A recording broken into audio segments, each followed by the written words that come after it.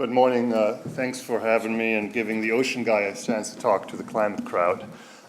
We had a big moment last year when, after probably a decade of side events at countless COPs, the word "including the ocean" got into the Paris Agreement. Thank you. Thank you very much. This is a big achievement, and of course it's long overdue. Because obviously the ocean and the climate are intimately connected. And as a first example, of course, there was a little event about 56 million years ago that many of us know all too well about, the Paleocene Eocene Thermal Maximum, or the PETM, when in the blink of the geologic eye, a very similar thing happened that is happening today. CO2 veered towards 800 ppm. We had heat, we had acidification in the ocean, we had deoxygenation in the ocean, and as a result, half of the bottom forum species went extinct, coral reefs were lost, many plankton types went extinct, et cetera, et cetera. Of course, that blink of the geologic eye was 20,000 years. What we're doing today is the same in a couple hundred years. That was 2 billion metric tons of carbon per year. This is 30 billion metric tons of carbon per year. And 20,000 years was too fast for ocean natural systems to adapt. There were major crashes. These crashes undoubtedly had a lot to do with subsystems that actually matter in terms of climate change, with feedback loops such as carbon storage. And for me, as an oceanographer and as the guy who runs the Ocean Conservancy, of course, the question is, can that happen again? Can we have a short-term, massive crash or a subsystem state shift or a tipping point or a nonlinear event or whatever one might call them?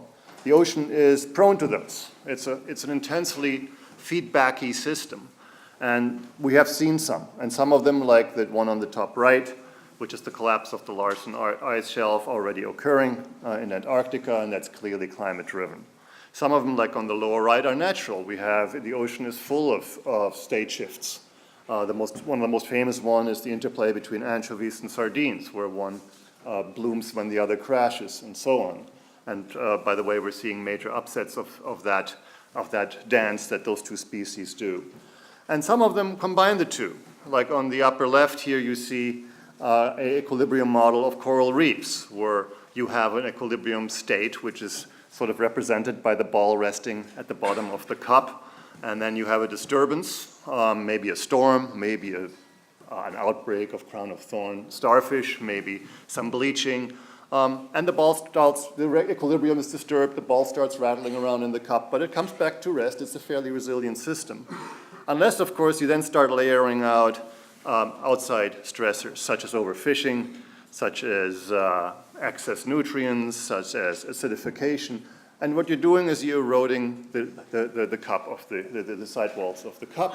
And at some point then, for the next storm, the ball skips out of the cup and you have a state shift and you're going from dead to life, or from life to dead in this case. And this is what happens. Somebody asked the question, what's the deal with 1.5 and the ocean? Well, we're at 1.0, and this is the upper left is what just happened to the Great Barrier Reef, right? And 25% of it was not bleached but killed. It's gone. That's the size of England. That's a huge loss, right? So these state shifts can happen. They are beginning to happen. They're all over the place. The second thing that worries me is that I'm clearly not a climate modeler, but the papers are now coming out where they've tested the big process climate models and see if we could replicate some state shift events that actually happen, some nonlinearities. Could they replicate the desertification events in the Sahara, where the Sahara within a few decades can switch from desert to a steppe? Could they replicate the Dunsgaard-Oshkosh rapid warming events in Greenland? Could they replicate the collapses of the Atlantic meridional overturning circulation, AMOC, which has been known to collapse? And the answer is that these models have a very hard time doing so. Sometimes they can't do it at all, and sometimes you need much stronger inputs before this kind of thing happens in the models, like 10 times more freshwater injection in the AMOC is needed to get to the same results. So we don't have a super reliable warning system for these rapid state shifts. And so, of course, we're not just talking about singular stresses here. We're talking about highly complicated compound or covariant drivers where you begin with a simple heating and CO2 impact acidification. You add up some, on the lower right, you add up some exogenous pressures like pollution, and then you get into a very complex territory of ice melt and changing circulation, changing ecosystems, which then have implications on storms and sea level rise and so on, feed massively back into the climate systems and in the climate models in terms of carbon storage and heat transfer and local climate effects, and of course, feed into human development impacts. So if we put all these things together, right, a paleo record which shows that state shifts in really essential ocean subsystems have happened.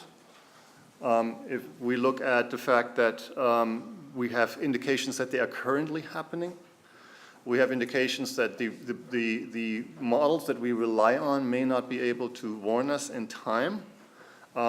As an ocean person and then also as a climate person, these things have me worried. It's not clear how to model this, what models and parameters really apply. Are we going to use additive model where we add risk A to a risk B? Are we using multiplicative models where we multiply them through? Is it more complicated yet? The science on that is not clear, and we need, it's really what this short talk is mostly a plea to help, for help to all of you to include these sort of state shift risks, these nonlinear risks in this intensely compounding covariant feedback-rich ocean environment in your work and in your modeling. It's not clear. We've done some initial work, and this is just completely a sort of conceptual model where we took two stressors, and let's just call them, for the sake of the example, acidification and deoxygenation. They often come together. And we looked at its effect on the relative health of a system and called it a biological system. And the blue area basically shows what happens when they are not very compounded, when they're not very covariant. So you get an impact. The health of the system goes from 1 to 0.5, right? But the effects are relatively bound. You know it's not going to be absolutely catastrophic, and you know it's not going to be good, but it's going to be relatively bound probability there in the blue. Now, if you just vary that covariance just a little bit, if you use a simple Monte Carlo simulation to just basically, in a mathematically correct way, account for the covariance of these two stressors, the probability curve really flattens out, and it flattens out not in a good way. It goes left, right? So we now have a very high, not a very high, but a very substantial probability of very bad things happening on the left, of the relative health going towards zero. Of course, some of this, again, working hypothesis is that does affect humans. And the real world, of course, is not so easy. It's not just about two risk factors impacting each other in the ocean. The real world looks like this. This is just one of the model of sort of the different kind of, how the different kind of risks in the ocean correlate with each other. And good Lord, I can't even read it, but and neither should you. But just trust me that each one of these squares represent an area of risk in the ocean which is correlated to many others. Now, the good thing is that for every one of these risks, we have good work, right? There are studies being done, there's models being built, it has been parameterized. We know stuff about it. As a first attempt to really get to the covariant risk of state shifts in the ocean, state shifts to systems that we desperately need in the climate adaptive system and in the Earth system, what we have done is we're building a model, and we being a collaboration of Ocean Conservancy with Oxford University, Martin School, Institute for New Economic Thinking, and Professor Richard Bailey. What we've done is we said, what if we connect these known studies? So if you remember all of these spots, and we replace them with the blue dots, right? So each one of them is an existing parameterized model of an ocean impact. Call it the effect of acidification on coral reef, or the impact of nutrients on eutrophication in a lagoon, or whatever it may be, right? You can put those together in a sort of a network nodal model and start basically playing with and link them up, and just start playing with the degrees to which they're covariant. Then what you can do is, these are the chalky lines, you can add up some stuff that wasn't typically part of the climate models, things like overfishing, things like pollution, things like habitat destruction, and so on, which also have an effect.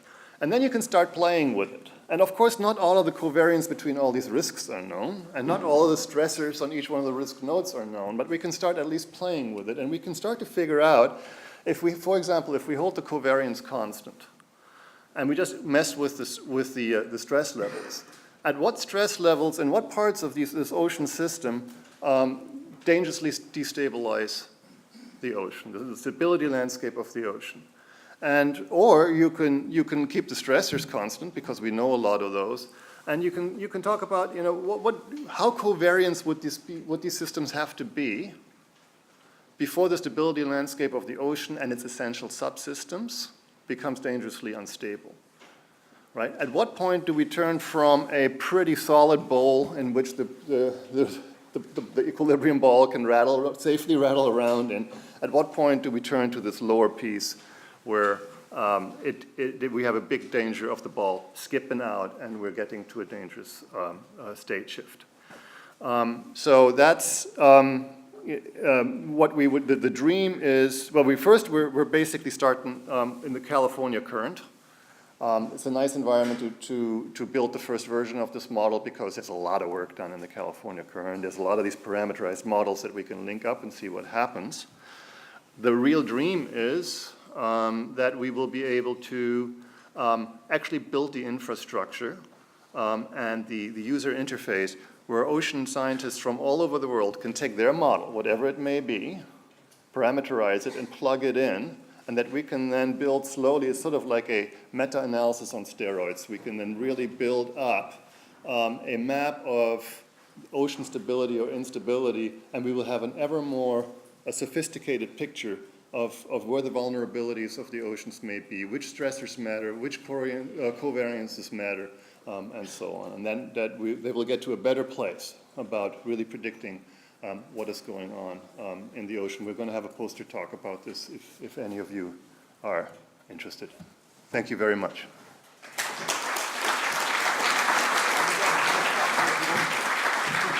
Because you were so good at keeping to time, Andreas, we have time for one technical question, but I don't see why. Oh, we have one here. Could this sort of new modelling feed into the 2018 IPCC report, bearing in mind that Oh boy, I hope so. You have to get published. Our fear, of course, is that the compound system effects of the ocean are not going to be adequately captured.